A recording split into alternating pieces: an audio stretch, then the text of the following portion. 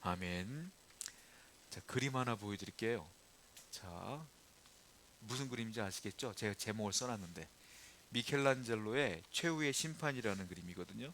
로마 바티칸의 시스티나 성당에 보면 여기에 이제 그분이 미켈란젤로가 이제 벽화를 그리잖아요. 천장까지 다 그리잖아요. 천지창조도 있고 쭉 스토리가 있어요. 그리고 맨 마지막에 이제 최후의 심판, 이런 걸 가지고 우린 뭐라고 합니까? 너무 잘 그렸잖아요. 이런 걸 뭐라고 말하죠? 걸 걸작품이라고 하죠. 걸작품. 힌트를 줘야지 알아. 우리 이런 걸 가지고 걸작품이라고 합니다. 정말 대단해. 볼 때마다 야 대단하다, 이런 느낌이 나는 예술 문학 작품이 있잖아요. 훌륭하다, 걸작품이라고 그래요.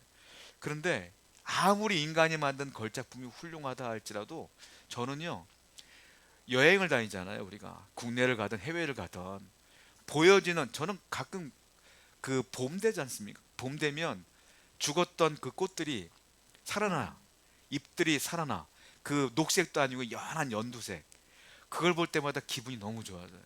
그 색깔이 기가 막혀. 저는 그럴 때마다 이 세상에 어떤 사람이 그린 그 걸작품보다 하나님이 만든 자연이 너무너무 아름다운 것 같아요. 사람들이 너무 아름답다 보니까 꽃이 진달래, 그 진달래 색깔, 개나리 색깔 뚝 있잖아요. 너무 아름답지 않습니까? 그걸 흉내내려고 염색해서 사람들이 옷을 만들잖아요. 저는 사람들이 개나리 색깔로, 노란 색깔로 옷을 만들면 얼마나 유치한지 몰라. 근데 개나리 색깔은 너무 기가 막혀. 똑같은 색인데 왜 다를까요? 하나님이 만든 거와 사람이 만든 거에 차이가 있어 이렇게. 그리고요, 동식물들을 보세요. 동물들 보세요. 식물들 보세요. 아니 그 멀리 볼 것도 없어. 나를 보세요. 내 자신을 보세요. 이 속에 하나님이 만드신 기관들이 기가 막히게 역할들을 하잖아요. 음식이 들어가면 내려가 갖고 소화를 시키고 반죽을 해서 우리가 이제 소화를 다 시키고 에너지가 되어지고, 아 이걸 어떻게 만드는지 모르겠어. 예수 안 믿는 사람들은 자연적으로 사람들이 진화했다 그러더라고요. 설명이 안 되니까 진화했다 그러는 거예요. 이걸 어떻게 설명? 아니 우연히 이렇게 기가 막히게 만들어질 수가 있냐고요. 어떻게 눈동자 하나하나가 아무리 사람들이 카메라를 기가 막히게 만들어도 눈동자만큼 만들 수가 없어요.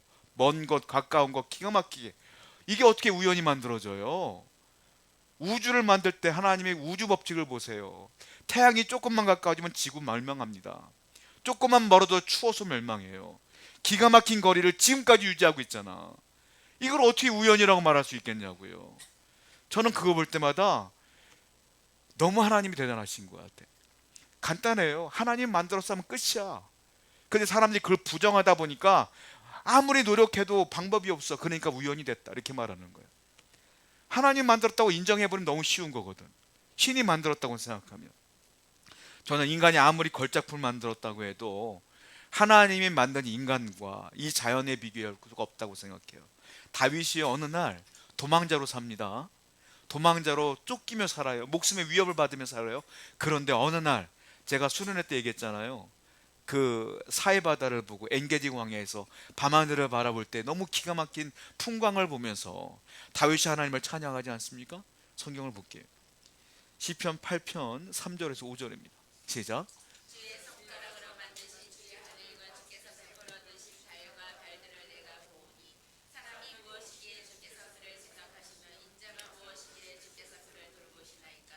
그를 하나님보다 조금 못하게 하시고, 영화와 종기로 발을 씌우셨나이다. 주께서 주의 손가락으로 만드신 주의 하늘과 별들을 보니까 내가 기가 막힙니다 이 말이에요. 어떻게 저렇게 만들 수가 있어요?로 다윗이 도망자이지만 하늘을 바라보며 감격하는 거예요. 정말로 대단하신 하나님을 찬양하는 거예요. 그리고 맨 마지막엔 뭐라고 말합니까? 하나님보다 인간들을 조금 못하게 하셨습니다. 어떻게 인간들도 이렇게 만들었습니까?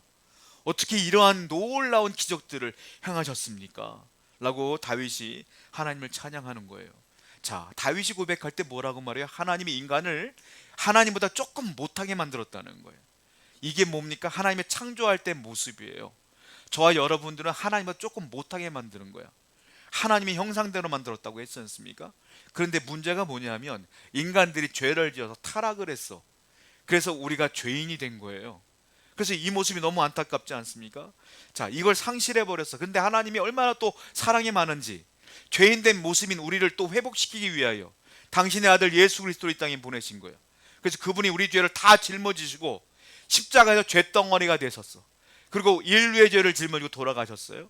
3일 만에 부활했단 말이에요. 이제는 그 예수님이 하나님의 아들이고 그 예수님이 내 죄를 짊어지셨어, 난 이제 죄가 없어 라고 믿는 사람들은 어떻게 돼요? 이제 구원함을 받은 거예요. 이 구원을 뭐라고 말하냐면 원래 창조한 모습을 하나님이 우리를 회복시키셨다 이 말이에요. 하나님께서 우리에게 은혜를 주셨다는 거예요. 자, 인간을 맨 처음에 창세기에 보면 아담을 창조했어요. 이걸 뭐라고 말하냐면 원창조라 그래요. 원창조. 그런데 인간이 아담과 하와가 선악과를 먹음으로 죄인이 됐고 그 죄가 우리에게 계속 흘러왔단 말이에요. 그런데 예수님이 그 죄를 깨뜨렸어. 그리고 예수를 믿는 사람들은 구원을 받아. 그래서 구원받은 우리 다시 회복됐어. 이걸 뭐라고 말하냐? 재창조라 그래요. 원창조는 죄인으로 끝났지만 다시 예수를 믿음으로 재창조받은 우리들은 구원받은 자가 되었다 이 말이에요. 자, 창세기 1장 27절과 28절입니다. 시작. 하나님이 자기 형상 곧 하나님의 형상대로 사람을 창조하시되 남자와 여자를 창조하시고 하나님이 그들에게 복을 주시며 하나님이 그들에게 이르시되 생육하고 번성하여 땅에 충만하라. 땅을 정복하라. 바다의 물고기와 새와 땅에 움직이는 모든 생물을 다스리라 하시니 여기서 포인트가 뭐냐면 27절에 하나님의 자기 형상 곧 하나님의 형상대로 우리를 창조하신 거예요. 우리를 그냥 마음대로 만든 게 아니라 하나님의 형상대로 만든 거예요. 이걸 이미지라고 하는데 형상이라고 해서 제가 하나님 닮은 게 아니에요. 하나님이 저처럼 이렇게 생긴 게 아니야. 하나님 키도 크겠지 뭘. 이렇게 생기지 않았어. 하나님의 형상대로 만들었던 건 뭐냐면 이미지야. 이미지. 뭐냐면 사람적인 이미지가 있어. 뭐 했어요? 여기에 사랑이 있고 마음에 긍휼이 있고 배려가 있고 양심이 있고 이런 게 있잖아요. 요걸 닮았다고. 요걸. 이 이미지가 사람에게 주신 거야. 동물들에게는 이 이미지가 없어요. 동물들은 본능에 따라 사는 거야. 사람들은 도덕적 양심도 있고 사랑도 있고 긍휼도 있는 거예요. 자, 이것은 하나님께서부터 온 것이다. 하나님의 형상을 따라 우리가 만들어졌다. 그런데 인간이 죄를 진 것이죠. 그러니까 이걸 뭐라고 말하냐면 하나님이 하나님 대신에 천지를 만드시고 하나님의 형상대로 인간을 만드신 다음에 내가 만든 창조물들을 너희들 좀 다스려라 이렇게 말씀드렸어요.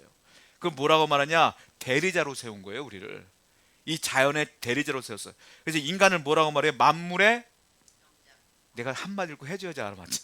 만물의 영장이라 그래요. 영어로는 스프링 크리처라 그래요. 스프링 크리처. 그리고 또 다른 단어가 있는데 영어로는 또 뭐냐면 The Lord of all creatures 이렇게 말해요. The Lord에는 L-O-R-D인데 예수님을 얘기할 때도 Lord라 그래요. 근데 여기서는 인간을 말할 땐 소문자를 써. L자. 왜냐? 작은 통치자라 그래요. 대리자란 뜻이에요. 그러니까 하나님이 우리를 자연을 다스리라고 대리자로 만드신 거예요. 우리는 작은 통치자로 만드신 거예요. 하나님이 걸작품을 만들고 더 위대한 걸작품 우리로 만든 다음에 내가 만든 이 자연을 좀 다스려라, 보호하라 라고 만드셨는데 문제는 뭐냐? 이 인간이, 대리자는 우리가 죄를 지은 거예요. 자, 성경을 봐요. 창세기 1장 31절입니다. 시작. 하나님 지으신 그 모든 것을 보시기에 심히 좋았더라. 저녁 이르고 아침에 되니 이는 여섯째 날. 처음에는 다 좋아요. 하나님이 만드는 게 너무 좋아. 인간도 너무 좋아. 하나님이 너무 기뻐하신 거예요. 우리는 기쁨의 존재예요. 이게 원창조예요. 원래 우리는 하나님께 기쁨의 존재로 창조된 거예요. 근데 뱀의 유혹에 못 이겨 아담이 선악과를 먹음으로 죄가 들어왔고 하나님 뭐라고 그랬어요? 선악과를 먹으면 너와 나와 끝난다. 넌 영적으로 죽는 거야. 영적인 단절이에요. 영적인 사망이 우리한테 왔어요. 자, 그런데 예수님이 오심으로 이걸 깨뜨렸죠. 그게 구원이라고 그래요. 로마서 6장 23절 말씀 볼게요. 시작. 죄 삭은 사망이요 영생이니라. 죄의 싹은 사망이야. 죄인 그대로 있으면 지옥에 가는 거야. 근데 우리가 예수를 믿음으로 영생을 얻은 거예요. 이걸 구원을 얻은 것이다 그래요. 구원의 진리를 계속해서 바울은 얘기를 하고 있어요. 에베소 2장 1절 오늘 본문이에요. 읽어봐요. 시작. 허물과 죄로 죽을 아니에요. 죽었던 너희를 살렸다. 과거예요. 이미 끝난 거야. 뭐예요? 우리는 원래 죽은 거예요. 아담이 선악과를 먹을 때 이미 우리는 죽은 거야. 이 육신의 생명이 죽은 게 아니라 내 영의 생명이 죽은 거야. 죽음은 뭐라고 말하냐? 단절이에요. 삶과 죽음은 끝난 거야. 단절이야. 근데 하나님이 말씀하시는 죽음은 뭐라고 하냐면 하나님과 나와의 관계가 단절된 거야. 이걸 영적인 죽음이라고 그래요. 선악과를 먹을 때 이미 하나님과 우리는 죽었던 너희가, 단절된 너희가 예수님 때문에 다시 살아났다. 이것이 구원이요, 이것이 재창조라고 말해요. 자, 또 봐요. 에베소 2장 2절부터 3절을 보게 되면 아까 1절에는 죽었던 너희라 그랬잖아요. 죄에 죽은 사람들은 오늘 본문을 보면 이렇게 살았다는 거예요. 어떻게 살았느냐? 2절과 3절 읽어보겠습니다. 시작. 그때 너희는 그 가운데서 행하여 이 세상 풍조를 따르고 공주의 권세 잡은 자를 따랐으니 곧 지금 불순종의 아들들 가운데서 역사하는 영이라. 전에는 우리도 다 그 가운데서 우리 육체의 욕심을 따라 지내며 육체와 마음이 원하는 것을 향하여 다른 이들과 같이 본질상 진노에 죽었던 너희는 원래 그때는 이렇게 살았어 라고 바울은 얘기하고 있어요. 어떻게 살았어요? 공중권세 잡은 자를 따랐다. 공중권세 잡은 자는 마귀를 말해요. 그 마귀가 유혹을 하는 대로 살았다 이거예요. 그리고 어떻게 살았어요? 세상이 흘러가는데 육심의 욕심을 따라 사는 거야. 세상이 흘러가요. 그대로 사는 거야. 세상이 죄로 향하여, 세상은 의를 향하지 않아요. 생각해봐요. 세상은 의를 향하지 않아요. 늘 죄로 향해요. 그 죄를 향하여 살아가는 거예요. 사람들은 내 본능에 따라, 욕심에 따라 살아. 탐심을 따라 살아가. 죄의 욕심을 따라 살아가. 그대로 살았다는 거예요. 언제? 내가 예수 그리스도를 믿지 않았을 때에, 죽었을 때는 이렇게 살았다는 거예요. 그러니까 한마디로 말하면 이거예요. 물고기가 있어요. 물고기가 물이 흐르는데 죽었어. 죽은 물고기는 어떻게 하죠? 물이 흘러가는 대로 떠내려가는 거예요. 이 세상이 흘러가는 대로 그냥 떠내려가는 거야. 그렇게 살았다는 거예요. 너희는 죽었던 거야. 우린 죽은 거야. 그런데 산 물고기는 어떻게 해요? 물살을 거슬러 올라가요. 연어 보세요. 아무리 물살이 있어도 거슬러 올라가. 물살이 이렇게 흘러도 거슬러 올라가. 살아있는 생명 그렇게 거슬러 올라가는 거예요. 예수 그리스도를 믿고 살아있는 우리는 거슬러 올라가는 거예요. 세상이 이렇게 흘러가도 그 욕심을 따라 살지 않고 우리는 말씀대로 사는 거예요. 우리는 영적인 삶을 사는 거예요. 그렇게 살아가는 것이 누구냐? 구원받은 성도다라고 바울은 얘기하고 있어요. 세상이 욕심을 따라, 죄를 따라 살아가는 것, 세상의 관점으로부터 옳은 거지. 그게 다 그렇게 사니까 너희들은 그렇게 살면 안 된다는 거예요. 너희들의 삶의 기준은 말씀이어야 되고 성경이 아니다면 아니야. 그대로 살면 안 되는 거예요. 그렇게 살아야 되지 않겠느냐라는 거 아니겠어요? 자, 성경을 볼게요. 그 다음 절입니다. 4절부터 6절 보겠습니다. 시작. 긍휼이 풍성하신 하나님을 이를 사랑하신 그 큰 사랑을 인하여 허물로 죽은 우리를 그리스도와 함께 살렸고 너희는 은혜로 구원을 받은 것이라 또 함께 일으키사 그리스도 예수 안에. 죽었던 너희들은 그렇게 살았지만 이제 예수님이 이 땅에 오시지 않았느냐 이 말이에요. 그래서 그분이 너희들의 죄를 짊어지시고 돌아가셨어. 그리고 3일 만에 부활했어. 이제는 그리스도와 함께 너희들도 부활할 거야 이 말이에요. 예수님 하나님께 너희들을 살리실 거야. 그리고 너희들은 그래서 은혜로 구원받은 거야 라고 말하고 맨 마지막 절은 또 뭐라고 말하냐 하면 예수와 함께 하늘에 함께 앉혀주실 거야 이 말이에요. 무슨 말이냐? 예수님이 부활하셨지 않습니까? 3일 만에 부활했다가 이 땅에 40일 동안 다시 살아계심을 보이신 다음에 승천하셨어요. 그리고 뭐라고 말하는 거예요? 이제 우리가 갈 처소를 예비하러 가신다 그랬어. 거기에 우리가 거할 곳이 있다는 소리예요. 그전에는 너희가 죽었던 너희들은 이렇게 세상 풍조를 따라 살았지만 이제 예수를 믿는 너희들은 구원받았고 이제 하늘에도 너희가 있을 곳이 있다라고 바울이 얘기하고, 이게 뭡니까? 이게 기독교가 말하는 구원인 거예요. 예수를 믿어야만 구원받는 것이다 라는 진리가 여기서 등장하게 되는 거예요. 그리고 바울은 더 나아갑니다. 이렇게 말해요. 그러니까 구원받은 너희들은 이제는, 옛날에는 죽었던 너희들은 이제부터는 새로운 피조물이라 이렇게 말하는 거예요. 자, 다음 절 볼게요. 고린도후서 5장 17절입니다. 시작. 그런즉 누구든지 그리스도 안에 있으면 새로운 피조물이라 이전 것은 지나갔으니 보라 새 것이 되었도다. 누구든지 그리스도 안에 있으면, 이 말은 그리스도 예수를 믿으면 이 말이에요. 이제는 우린 뭐다? 새로운 피조물이라. 이전 것은 지나간 거야. 이제 새로운 피조물로 살아. 이전 것은 생각도 안 한다는 거예요. 여러분들이 예수를 믿기 전에 어떻게 살았던 하나님은 생각도 안 한다는 거예요. 이제 예수를 믿었으면 믿음대로 살아라. 이전 것은 지나갔으니 새로운 피조물로 살아라. 저는 어린 시절 때 시골에 살았기 때문에 이런 경험들은 도시에 사는 사람들은 모를 거예요. 가위 소리가 들려, 엿장수 가위 소리가 들려. 나가 보면 뭐하냐면 구루마를 끌고 와요. 그 리어카를 아저씨가 엿을 입고, 그리고 아줌마들 뭐 갖고 오냐면 집에서 못 쓰는 프라이팬이라든지 뭐 냄비라든지 잔뜩 갖고 나와. 그 아저씨가 그걸 받고 엿을 주시더라고. 그것을 받고 저도 어머님이 야 이것 좀 갖다 줘라 그러면은 저도 갖고 가서 주면은 아저씨가 엿을 쭉 잘라고 줘. 그럼 저는 엿 가지고 오는 거야. 그런 경험이 있으셨죠? 다들 어린 시절 때 다 그랬단 말이에요. 저는 어린 시절 때 이해가 안 되는 거예요. 우리 집에서는 버리려고 했던 걸 왜 저 아저씨는 받아갈까? 그리고 저 아저씨는 왜 나는 버리려고 했던 걸 주는데 왜 나한테 이 맛있는 걸 주는 거야? 난 이해를 못했어요 처음에. 나이를 먹보니까 알았죠. 알고 보니까 그게 다 돈이더라고. 고물상에 팔면 그것이 용광로에 들어갔다가 그것이 다 녹여져 갖고 새로운 물건, 새 것으로 나와. 새 거로. 이게 뭔 줄 알아요? 이게 새로운 피조물이요. 우리 옛 것들이 다 용광로에 들어가서 녹아 없어지고 새로운 피조물로 회복되는 거예요. 예수 믿기 전에 어떻게 살았던, 예수 믿고 난 다음에는 구원받은 성도로 사는 거예요. 이것이 은혜라. 바울은 그 얘기를 오늘 하고 있는 것이다 라는 거예요. 자, 그러면 구원을 어떻게 받을까요? 착하게 살면? 헌금 많이 하면? 어떻게 살까? 어떻게 살아야 구원받아요? 은혜로 받는 거예요. 제가 여러 번 설명해 드렸지만 여러분들이 천국 갈 만하게 착하게 살았냐 이거예요. 사람들이 말해요. 저 사람은 참 법 없이 살 사람이라고. 그 사람이 과연 천국 갈 만큼 착하게 살았을까요? 처음 태어날 때부터 지금까지 천만의 말씀. 마음으로 다 죄 짓고요. 모르는데 다 죄 짓고 사는 게 인간이요. 어떻게 내가 삶으로 천국 갈 수 있겠어요? 못 가, 아무도. 그러니까 하나님이 배려를 해주신 거야. 너희들은 행동으로 못 가, 삶으로 못 가. 그냥 내 아들 보낼게. 내 아들 예수만 믿어. 그럼 내가 의라고 칭해줄게. 그 구원받는 거야.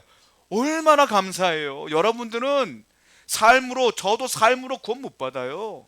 예수 믿고 구원받는 거예요. 이게 얼마나 감사한 건데. 믿지 않는 사람들은 뭐라고 말하는지 아세요? 그게 가짜지. 어떻게 예수 믿고 구원받아? 저 사람이 어떻게 사는데 착하게 살아야지. 아니에요. 착해봤자 얼마나 착해 사람들이. 절대로 천국 갈 만큼 착하지 못하다고. 성경 봐요. 에베소서 2장 8절입니다. 시작. 너희는 그 은혜에 의하여 믿음으로 말미암아 구원을 받았으니 이것은 너희에게서 난 것이 아니요 하나님의 선물이라. 뭐로 구원받아요? 은혜에 의하여 믿음으로 구원받는 거예요. 하나님의 은혜를 주신 거예요. 이렇게 하면 내가 구원해 줄게. 내 아들 예수를 믿어. 이게 은혜야. 그런데 그 은혜를 만들기 위해서 당신 아들 직접 보냈고 당신의 아들이 십자가에 못 박혀 죽으신 거예요. 그럼 우리는 뭘로 해요? 그냥 믿기만 하면 되는 거예요. 그러니까 우리가 어떻게 살았냐, 내 삶의 행동이 하나도 안 들어가. 요만큼도 못 들어가. 들어갈 수가 없어요. 그러니까 우리는 어떻게 해야 돼요? 그 은혜 어떻게 하면 돼? 감사하면 되는 거예요. 그냥 감사하면 살면 되는 거예요. 근데 막 뭐 안 된다고 원망하고 불평하고 사는 게 난 기가 막혀. 왜 원망해? 이렇게 좋은 은혜를 주었는데. 성경을 봐요. 우리가 할 게 하나밖에 없어요. 에베소서 2장 9절입니다. 시작. 자랑하지 못하게 하려고 믿음으로만 구원 주신 거예요. 행위로 하면 죄는 다 평가한다고. 우리가 그렇게 하지 못하도록 믿음으로만 구원 주신 거예요. 그러니까 여러분들에게 필요한 건 뭔지 아세요? 받는 손만 필요해. 주세요. 이것만 필요해. 은혜를 다른 말로 말하면 선물이라고 그래요. 선물은 대가가 없어요. 여러분들 친한 내가 사랑하는 누구한테 생일 선물 줄 때 대가를 바래요? 아니야. 내가 정말 좋아하니까 사랑하니까 주는 거잖아요. 하나님이 여러분들을 사랑하니까 구원이라고 하는 선물을 주신 거야. 그러니까 우리는 어떻게 돼요? 감사로 그냥 감사합니다 받으면 되는 거야. 받는 손만 필요하지 내 행위는 필요하지 않다고. 그러니까 일단은 예수 믿기 전에는 어떻게 살았던 진짜 시작은 받는 손이 시작하는 거예요. 믿음으로 시작하는 것이다 라는 거예요. 그러면 이것으로 끝나냐? 나는 구원받았으니까 끝. 나는 여기 아무렇게 살면 돼. 이렇게 돼요? 아니에요. 이제부터 시작. 예수 믿기 시작하면 구원받았으면 이제부터 시작이야. 예수 믿기 전에는 어떻게 살았든 상관없어. 그러나 예수 믿은 다음부터는 이제부터 시작이라고 오늘 성경은 그 얘기를 하고 있는 거예요. 자, 야고보서 2장 17절 말씀입니다. 시작. 이와 같이 행함이 없는 행함이 없으면 믿음이 자체가 죽은 것이다. 그러면 믿음으로 내가 구원을 받았어요. 그럼 어떻게 된다? 이제는 행함이 그제서야 따라와야 된다. 어떤 행함? 구원받은 사람들의 삶의 행함이 나타나야 된다. 이런 삶이 없으면 그 믿음은 가짜다. 죽은 믿음이다. 이거예요. 바울이 말하는 것과 야고보가 말하는 건 똑같은 거예요. 뭡니까? 예수 믿는 믿음이 진짜라면, 진짜 믿음으로 구원받았으면 네 삶이 변하는 게 당연한 것이지. 어떻게 예수 믿는 사람이 삶의 변화가 없어? 편해야지, 이 말이에요. 자, 예수님도 똑같은 말을 했어요. 마태복음 7장 16절, 17절, 20절, 21절입니다. 시작.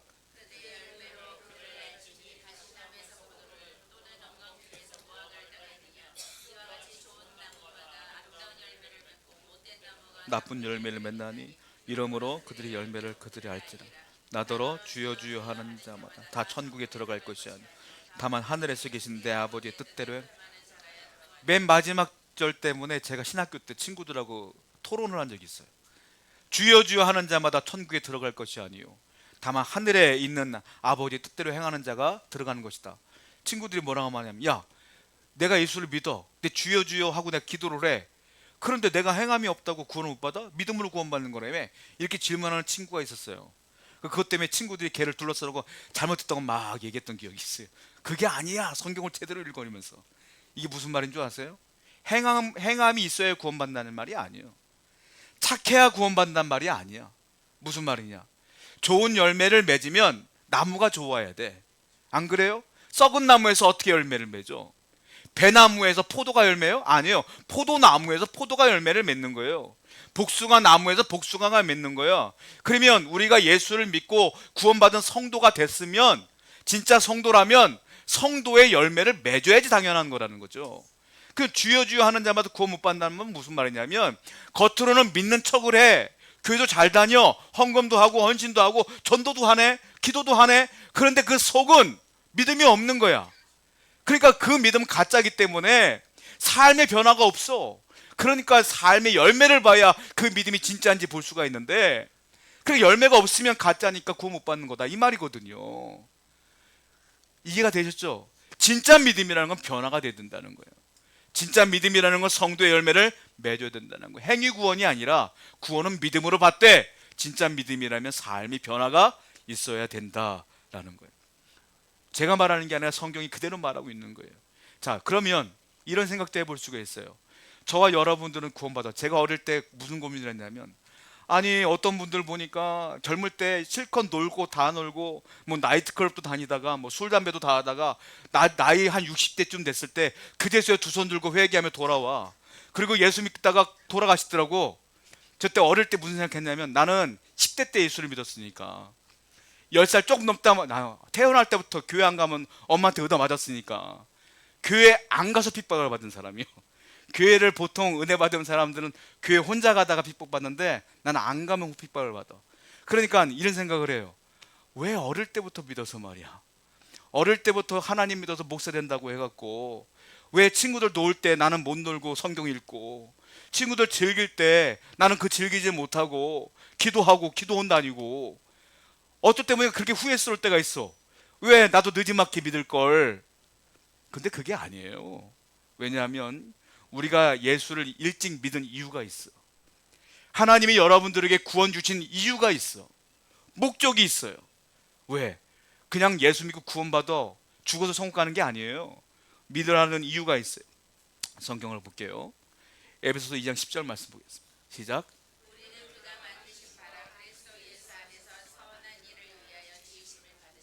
뭐를 위하여? 선한 일을 위하여 지으심 받은 자다. 여러분들이 예수님을 일찍 믿고 구원받은 이유는 너 혼자 믿고 구원받아라가 아니에요. 너 구원받은 건 당연한 거고, 이 땅에 살면서 선한 일을 행하라. 구별되게 살아라. 변화된 삶을 살아라.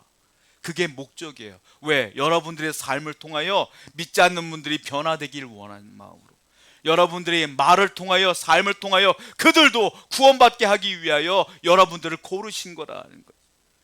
우리를 일찍 부른 거는 일찍부터 만나야 될 사람들에게 그런 삶을 보임으로 변화시켜라. 이게 선한 일을 행하라는 뜻으로 일찍 부르신 거예요. 일찍 더 많은 사람들에게 복음을 전하라고 말씀하시는 거라는 거예요. 그러면 구체적으로 선한 일이 뭐예요? 어려운 사람 도와주고 이런 게 선한 일일까요? 성경에서 말하는 선한 일은 그게 아니에요. 물론 그것도 포함되겠지만 뭐냐면 예수님을 닮는 거예요. 그게 선한 일이에요. 우리가 예수를 믿었으면 내가 믿었던 그 예수님이 어떻게 살았는가를 보고 그분을 닮아가는 게 선한 일이에요. 성경을 보겠습니다. 에베소서 4장 15절 말씀. 시작. 오직 사랑에는 참된 것을 하여 범사의 그에게까지 자랄지라. 그는 어린이 곧 그리스도라. 범사에 예수님에게까지 자라가라. 모든 사소한 삶에도 예수님처럼 살아라 이 말이에요. 예수님처럼 사랑하고 예수님처럼 구별되게 살고, 예수님은 당신의 영광을 산 적이 없어요. 다 하나님의 영광을 위하여, 하나님의 높으심을 위하여 살아가셨어.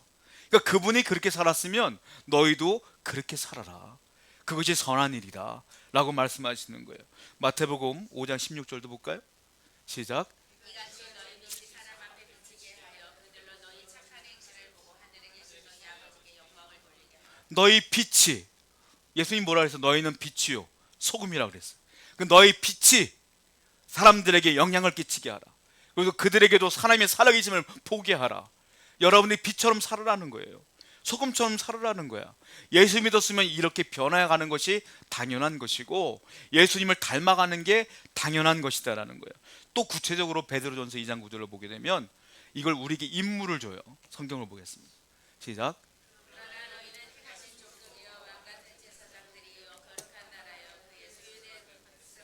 이는 너희를 어두운 데서 불러내어 그의 기이한 빛에 들어가게 하시기에 아름다운 복을 선포하게 하려. 두 가지를 말씀했어요. 너희는 택하신 족속이요 왕 같은 제사장이요. 여러분들은 두 가지예요.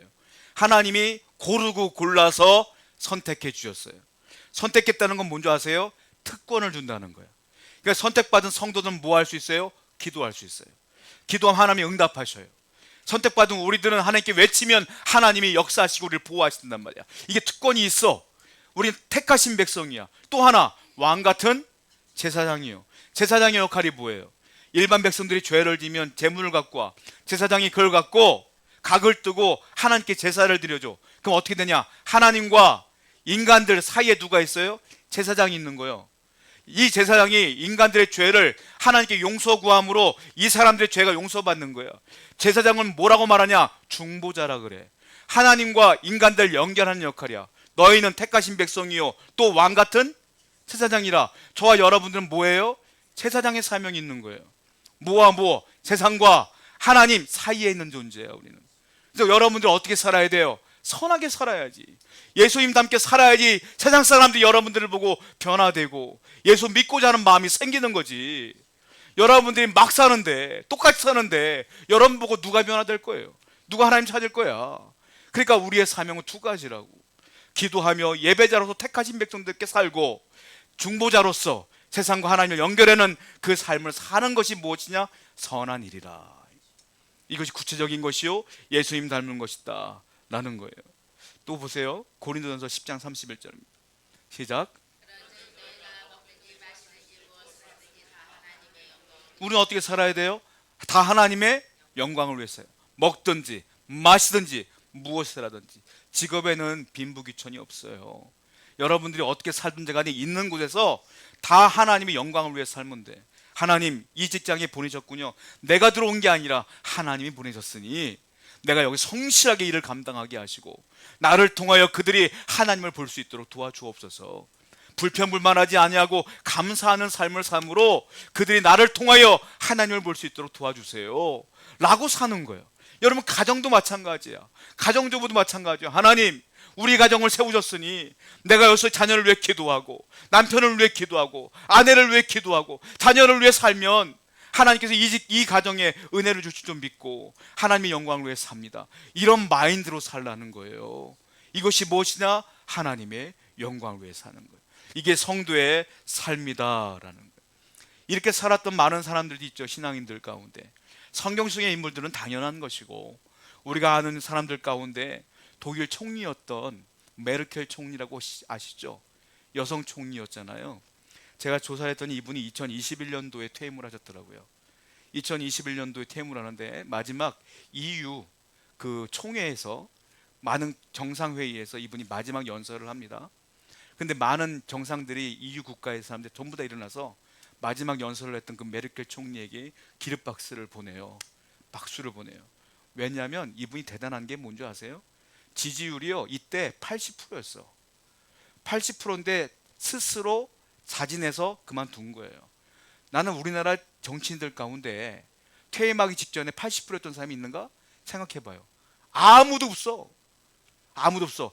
10% 20% 있어도요, 안 떠나려고 하지. 근데 이분은 지지율이 80%야. 근데 스스로 떠나. 16년 동안 독일 총리였어요. 그래도 사람들이 또 하라고 해도 안 한대. 떠나는 거예요. 그 많은 사람들이 존경의 눈빛으로 박수를 보내는 걸 봐요. 이분이 어떤 분이냐면 원래 동독 사람이에요. 아니, 원래 서독 사람이지. 서독 사람인데 동독에서 자랐어.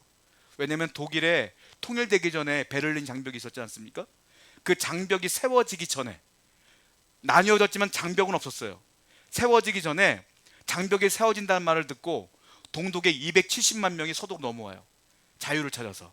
그때 목사님들도 다 내려왔어, 서독으로. 그런데요, 서독에 있던 메르켈 총리의 아버지는 오히려 동독으로 갔어. 왠 줄 아세요? 복음 전하려고. 목사님이셨거든. 복음 전하려고 동독으로 갔어. 가서 이때 메르켈 총리가 생후 6주짜리 아이였어. 얘 데리고 동독으로 간 거예요. 저 생각해봐요. 자, 우리나라 통일됐어. 북한이 열렸어. 내가 우리 애들 데리고 6주짜리 데리고 북한 가서 복음을 전할 수 있을까? 고민해봤어요. 아, 힘들 것 같아. 힘들 것 같아. 근데 이분은 갔어. 동독에 가서 산 거예요. 그리고 장벽이 쳐진 거예요. 메르켈 총리는 거기서 성장을 하는데 물리학자가 됩니다. 기독교 신앙 가정에서 신앙으로 잘 커요. 그리고 베를린 장벽이 무너지면 통일이 되죠. 그때 이분이 51세 총리가 돼요. 신앙으로 총리가 됐어요. 많은 사람이 존경하기 시작해. 시리아 난민을 100만 명을 이분이 받아들여요. 사랑으로 받아들여요. 그리고요, 대단했던 게 뭐냐면 이스라엘을 8번이나 갑니다. 이분이 8번이나 가서 나치가 행했던, 유대인들이 행했던 그 일들을 8번이나 사과를 해. 가서 독일 총리가. 이것만 해도 훌륭하신 분이, 한 번도 족한데 8번을 찾아가서 사과를 해. 그리고 이분이요, 집에서 장을 볼 때도 그냥 아줌마 목장으로 마트에 카트 끌고 혼자 장 보러 댕겨. 그런 소탈한 모습들, 정말 권위적이라는 모습들, 엄마의 리더십이라고 표현되는 그 모습들을 통해서 많은 분들이 존경하게 돼요. 그리고 특별히 크리스찬인 걸 알고 많은 사람이 더 존경하게 돼요. 여러분, 예수 믿는 사람이라면 우리가 조금 달라야 되지 않겠어요? 사람들이 볼 때에 조금 달라야 되지 않겠습니까? 이와 같은 사랑을 가지고, 용납함을 갖고, 포용력을 갖고 예수님 닮아가는 모습으로 살아가면 누군가는 여러분들을 통하여 예수를 볼 거예요. 누군가는 여러분의 모습을 통하여 예수를 믿게 될 줄로 믿습니다. 그러한 삶을 살아가는 여러분 되기를 축원드립니다.